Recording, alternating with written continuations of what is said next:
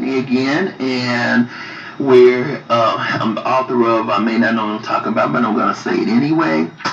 And yes, we're here to talk about the problem with men and sex and the consequences you incur when you don't get it. Now, before we really get into the discussion, the one thing I really wanted to say, and I thought this was really important, is I know a lot of guys are going, when they read the chapter or they read the circumstances or they hear my little commentary on this, is the first thing that they're going to say is, well, some of us already know this and we really don't care. And I kind of get why you say that, because depending upon your life experiences or how you were brought up or what you've seen, you probably don't care on the basis of your point of view, where you're coming from. I mean, if you went through a disappointing relationship where you attempted to treat women like, a lady and things of that nature, or you felt like, you tried to give a woman a fair shake and she didn't give you the ability to do so, and you've experienced that a couple of times, then you probably don't, have an attitude about on your shoulder. You got a chip on your shoulder and stuff, and then you have guys that, again, you grew up in a certain in an environment where certain things were okay, so you really didn't really grasp why certain things are, like sex outside of marriage, is a big deal. And until you go through the experiences and you have to deal with the consequences of those experiences, and that's really the most important factor, that it doesn't really matter what your point of view is. Consequences don't change on the basis of how you feel about why you do what you do. They're still going to exist whether somebody did you wrong or didn't do you wrong. That's the reason why two wrongs don't make a right. And being men, again, something I tried to say earlier in the men's section, is God made you all the head, and He is on the basis of Him giving you information is why you were made the head, and there's an expectation of leadership. So if you run into circumstances where a person has not properly responded to behavior that you felt like you have demonstrated, and that person, is trying to take advantage of you, or has taken advantage of you, you're supposed to know how to handle that in a proper way, where that person knows that they not only can't treat you that way, but it's not going to get them far. And that's where the spiritual connection comes in here, because a lot of times you're forced to have to walk away from a person. You're forced to take stands with a person. You let them know that your behavior is not tolerated. And this is part of the reason why, when I wrote this chapter, The Problem with Men and Sex, that was part of the reason why I wrote it, is because when you become attached to something that makes it easy to give in to your weaknesses. And the sex was designed to help bring two people together. You know what I'm saying? That was the glue. That was part of the glue of the desire of bringing people together. Because initially, when you were created, there was no woman, and God decided that you needed a companion. So He went back to the lab and said, "Okay, I'm gonna create an entity that you are going to desire." Like, women were designed for relationships. That's what we were. I mean, you're gonna have a few, of course, that's not interested. And again, as I said earlier, with the circumstance being that some of us are gonna come up short, those situations need to exist too, because otherwise you have a whole lot of people wanting something that they can't necessarily have because it's not available to them. But the reality of the situation is, women were designed for relationships. That's part of the reason why we are always consumed with it. We were designed to be mothers. I mean, God set this whole thing up. I mean, He set it up for us to be, desire to be part of something. He desired, we have a desire to be protected. We have a desire to be taken care of. All that was set up because when He made us, we were supposed to be a complement to you. He designed us, women, to be a complement to you. On the other hand, since you were created on a solo circumstance, meaning that there wasn't an immediate person there for you to have a relationship with, He had to put something in you to make you desire us. And that's where the problem comes in, because when you explore that circumstance without the true purpose of that situation, meaning He meant for you to be with this person. He didn't mean for you to be with everybody in the world. He meant for you to be with this one person that was designed for you, and you're supposed to give to each other. You're supposed to take care of each other. You're supposed to love each other. And from the motivation of you finding that person that you can do this with is what creates the entity for that relationship to have what it's supposed to be. Whereas if you just out there utilizing this desire on anything and everything, it becomes a problem for you, because your outlook changes, your priorities changes, and it also creates a wedge on how men and women relate to each other. So now, as women, we begin to use that our sex, your desire for us, as a form of manipulation, of control, whatever we can get out of it. And now you, on the other hand, have a chip on your shoulder, because when you feel like you've been duped, then, or that you see us using our situations to get with things, then you get into the exploitation mode of, okay, that's what she's doing it for, so you know what, I'm gonna go on, I'm gonna discount her.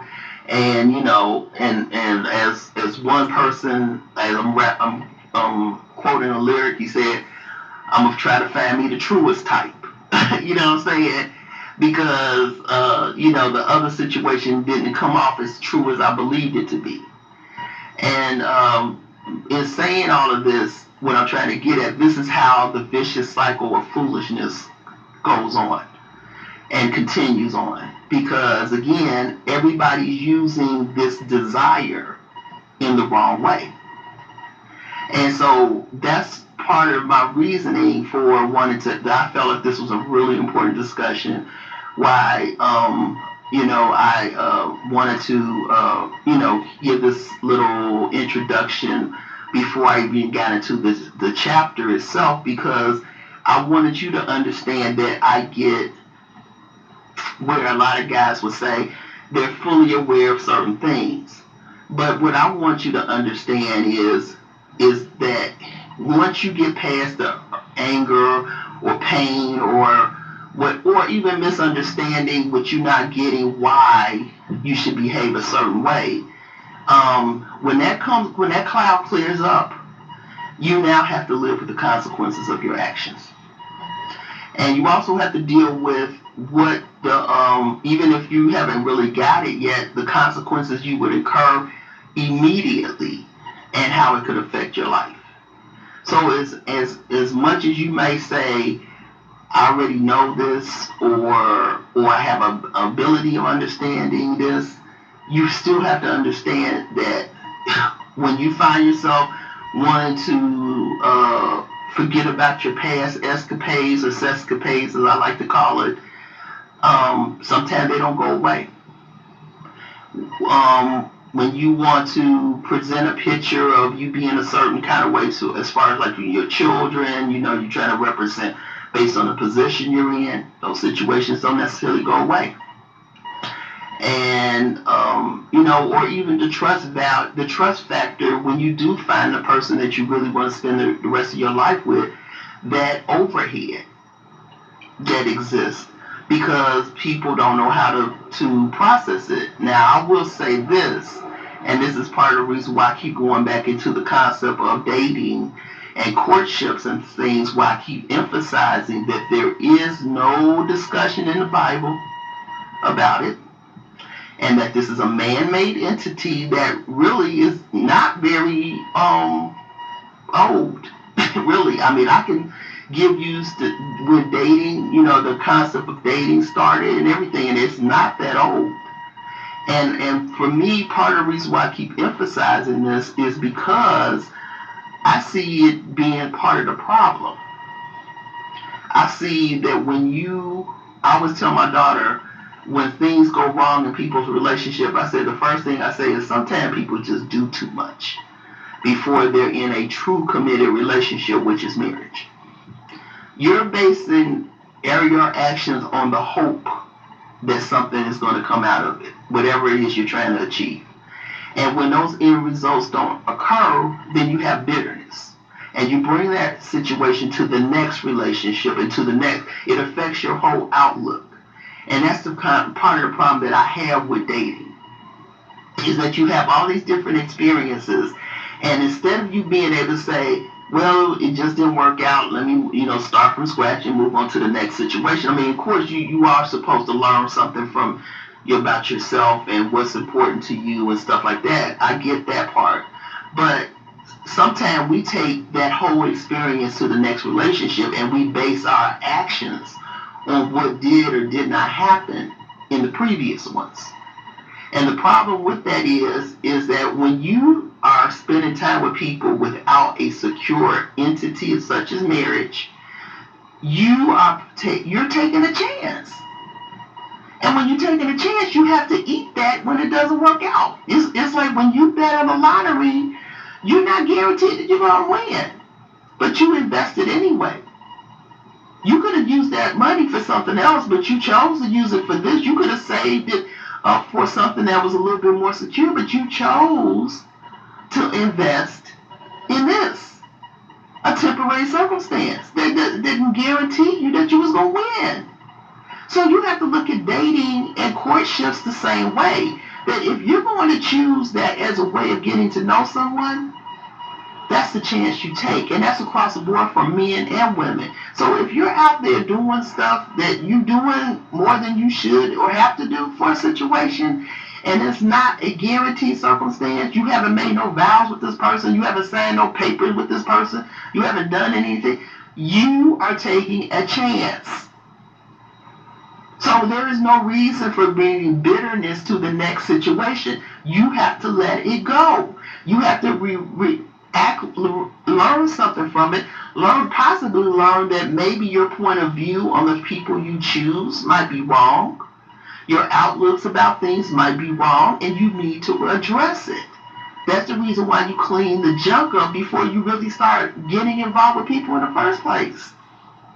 So even though I understand that people can disappoint you, you have to take the heat for that, because the way we do things now, you know what I'm saying, it falls on us because this is what we asked for. Just like we wanted to see what God saw. We wanted to know what God saw.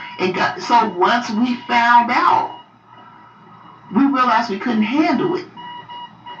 But it was too late, because this is what we asked for. When Adam and Eve disobeyed God, they put themselves in a position of taking on things that they could not handle. He was the one who was going to handle it for us, and we chose to disobey him. That is what the deal is. So now we have to incur. He created the earth. He created a place where we didn't have to worry about anything. All we had to do was manage it. But we wanted to know what God knows. And we wanted to see what God saw. So you know what? We got it. So now we had to come up with the way to create entities for ourselves. Before, we wouldn't even have to worry about it. That's the deal. So it's just like if you were in your parents' home, if you tell your parents, I want to be grown, well, you know what? They can strip away, taking financial support, taking care of you in a financial way, they can tell you go out there and get your own spot. And you can't go over to hooping and hollering about it. You said you wanted to be grown. That's what being grown is. It doesn't, you know what I'm saying? Like, we have to be realistic about what you're talking about and what it really is. So anytime you go outside of the box that was created for you, you have to accept the consequences of that. And you can't whine and complain about it. So even though I get that there are women out there that are treacherous and that might be using you and trying to take advantage of you and trying to stick you for your paper and all this other good stuff, the reality still is it started with you and your decisions. And you have to take responsibility for it. And you cannot get mad. And that's the real reason why letting your desires get to you like that is a foolish endeavor. It's just plain foolish. Because again, first and foremost, you're going to be different people that you're attracted to. Realistically, you cannot get involved with everybody you're attracted to without it being a problem. And, a lot of people get caught up. I don't know if it's the mindset of believing that when you fall in love with somebody that is if your world changes where you never see anybody else. I was deeply in love with one person, and I kind of discussed the situation earlier in the book. And even with that, I still noticed the hunks in Hollywood, and things like that. I didn't go goo goo gaga. I wasn't fantasizing about him or nothing. But I definitely said, oh, he's cute. Or, yeah, he looked like he can work it. You know what I'm saying? So it wasn't that I was dead just because I was crazy about this person. And he probably would say, with the emphasis being on crazy. But the truth of the matter still is that you have people that you're going to meet that you're going to have things in common with outside of the people that you love. There's going to be people that have a certain look that you're drawn to. Some people even have similar features to the person that you love, so you have a tendency to gravitate toward them. And so what I'm trying to get here is that attraction is just what it is. You can't get worked up over being attracted to different people. And so for some strange reason, I think the way society tries to paint love as if when you finally fall in love with somebody that this is all you're going to see. And I think to a certain degree it's true, but it's not really true. Because like I said, there are people that have similar qualities to the person that you're in love with. And so that's going to be the draw. What do you do about that? You know what I'm saying? So if you don't learn to get a hand on your desires, and realize that when you make a commitment to someone, this is the person you made a commitment to, and hopefully the reasons why you made a commitment to that person was legitimate and it wasn't based on frivolous circumstances. That should be your reason for doing the thing that you're supposed to do.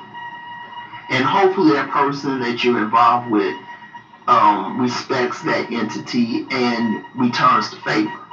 Because of course, there are a lot of reasons why sometimes, things go south. And a lot of times it is because one person is doing all the work and the other person isn't. One person doesn't care about how you feel and the other person, is struggling with that.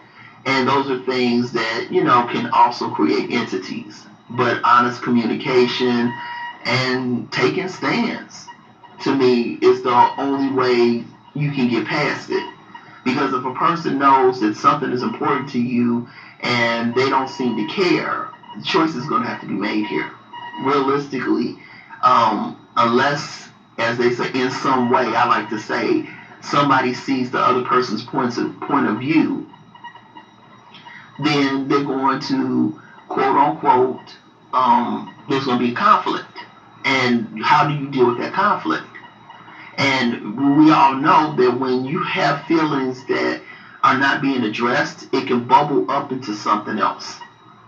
And that's something I try to explain to women. And I don't care how mad they get about it. This is the way it is. They have to deal with the consequence of their actions just like you all have to deal with the consequences of yours. And so that's the real reason why when you get into a relationship with somebody, it should be with somebody you are ready to care about their feelings and vice versa. That's part of the aspect of getting in a relationship with somebody is that you found somebody you actually care about their feelings. And you hopefully they're the kind of person that the things that they desire of you are not going to be so far out of your comfort zone or what you believe is right or wrong that you can be able to take them into consideration. Again, we come from different places, especially nowadays because we have a lot of dysfunctional people, that some people were just brought up in complete wrongness. And it takes a lot for them to finally get it, but that's called life lessons, for them to get it. And maybe they may even lose temporarily or even permanently the person that they're meant to be with until they get it. A lot of times people get second chances. They mess up royally because working off of philosophies that they need to get rid of. And so, again, they have to go through their life lessons. And once they go through it and they see, okay, this is kind of like the wrong concepts, they can appreciate what the other person was trying to say. And if that person and you were meant to be together, then that circumstance, that door will reopen for you to be with that person. And then in some cases, that person was just the catalyst to get you to right, with you being directed to the next person that you can truly do this with. And I think a lot of people can testify to those situations. They've either reconnected with the person that they had issues with, or they actually became a better person for somebody else. And that person really was just, like I said, they were just meant to be like the lesson to get you to a better place.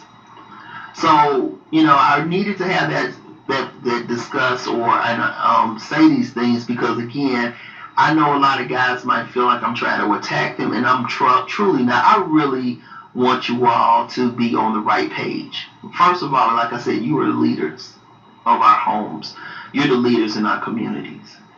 And we do need positive direction because you all, for examples, especially for young men out there that don't have fathers or whatever the situation is, if they see enough of what right looks like, it'll be a whole lot easier to incorporate it in their life.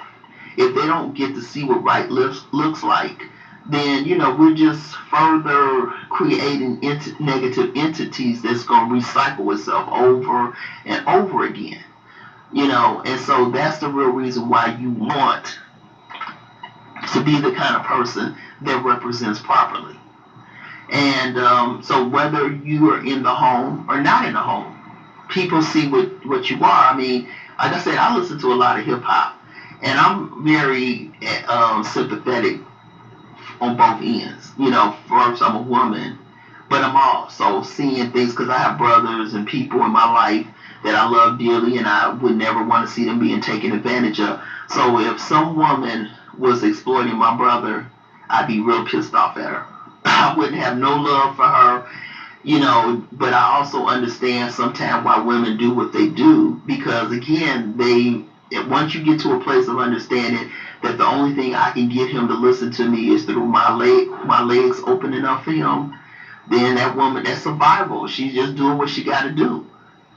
And the question becomes, if you run into women like that, why are they taking that approach? Maybe they haven't met a guy that they can see will treat them a certain way. And that's where your example comes in. It doesn't mean that you become a victim of their circumstance or that you got to play their role, but even with them seeing how you behave gives them some kind of hope that, okay, there's some decent guys out there. I don't really have to do this. And that's another reason why friendship to me is really important, because if you don't look at this woman as somebody you can see past tomorrow, but you are drawn to her enough, maybe she could be a friend versus her being a betting partner. She could be someone that you can grow as friendship, and then when she sees you with women that you really want to be with, and she sees how you interact with those women, and that you're setting a good example, she might say, you know what, there are some decent guys out here. Maybe I don't have to do this, but she's got to be able to see it.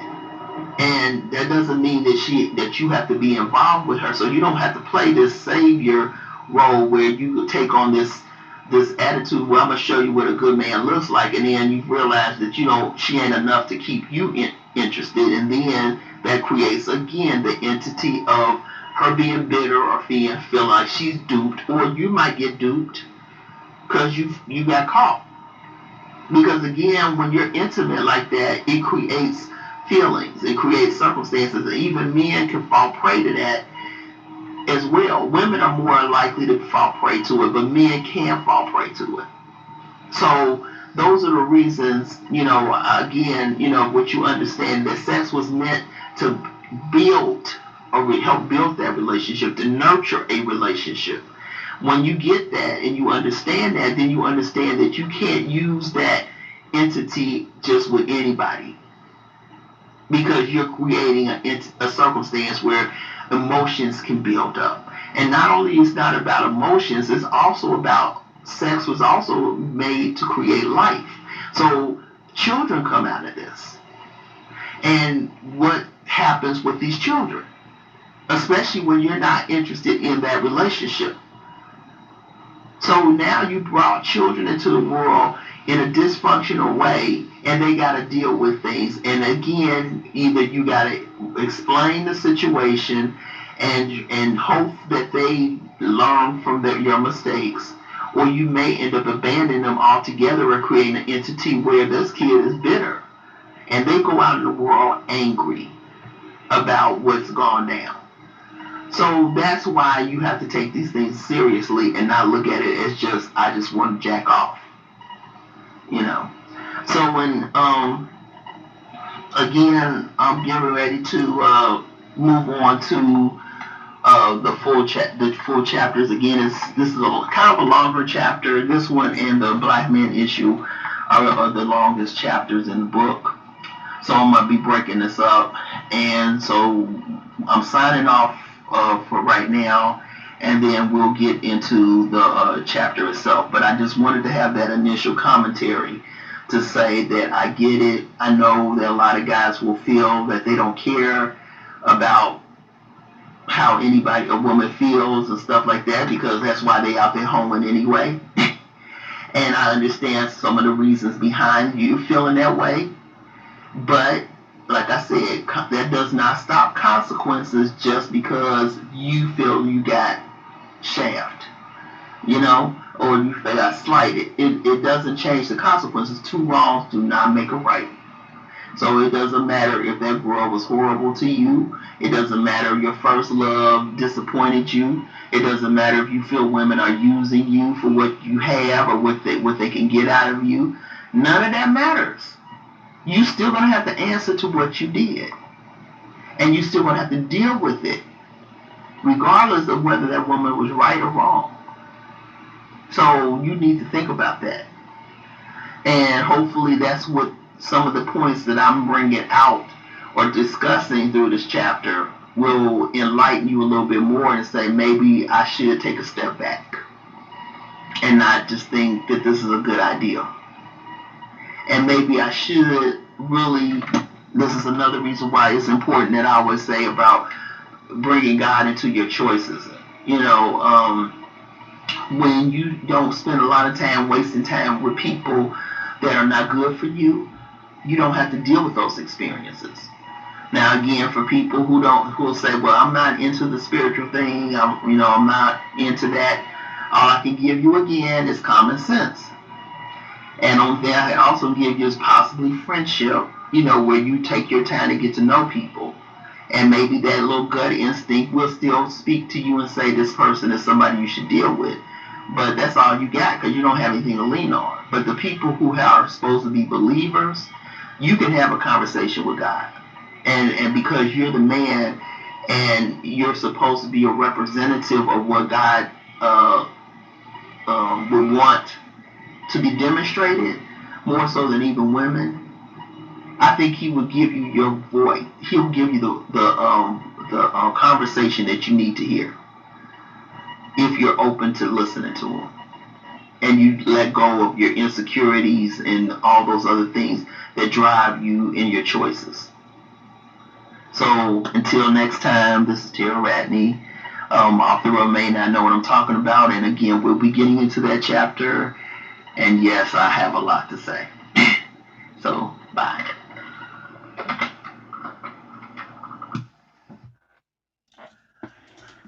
Continuing from that introduction, because of time constraints from recording, I was unable to give you the full um, conversations, and there probably will be bits and pieces that will follow later on throughout these YouTube conversations. But hopefully you at least got an overall idea of what the chapter is about and where I'm coming from, because I get into different scenarios. I have like points from A to K, into breaking them down, breaking points down, explaining my point of view as to why I feel like this is an issue for men, and hopefully giving you a better idea of where I'm coming from. So, like again, I wrote a book, so that's what it's for. So I can't give you everything on what the chapter is about anyway. But again, this was just an introduct. This was an introduction to kind of explain where I was coming from, and why I wrote this, why I felt this was so important. Because again, like I said before, I feel like because men are the leaders, and they're supposed to be the leaders, that you're supposed to be the one who knows what to do more than anybody else. And if you don't behave a certain way, then I always look at, if the leadership fails you, then you don't have anything you don't to depend on. So I feel like if you were designated as being that leader, then you should know what you're doing, and you should be able to handle things in a way that allow you to behave correctly, and you understanding what's important, which usually takes place later in life after most men have gone through several meaningless relationships or things of that nature, when they start to get it. But unfortunately, look how much time has gone by. But I guess like anything else, everybody has their journey, and if God intended for you to get it at 45, then I guess that's what he meant for you to do. However, again, there are people watching you. So, they take on your armor when it's not necessary. But again, like I said before, this was just a comment. This was just a introduction to the chapter itself. And like I said, hopefully you'll be interested enough to buy the book to get the rest of the information. So again, I'm signing off, and thank you for listening. And please leave as many comments as you want. I'll get some responses, and I can respond answer. And we'll talk to you later. Thank you.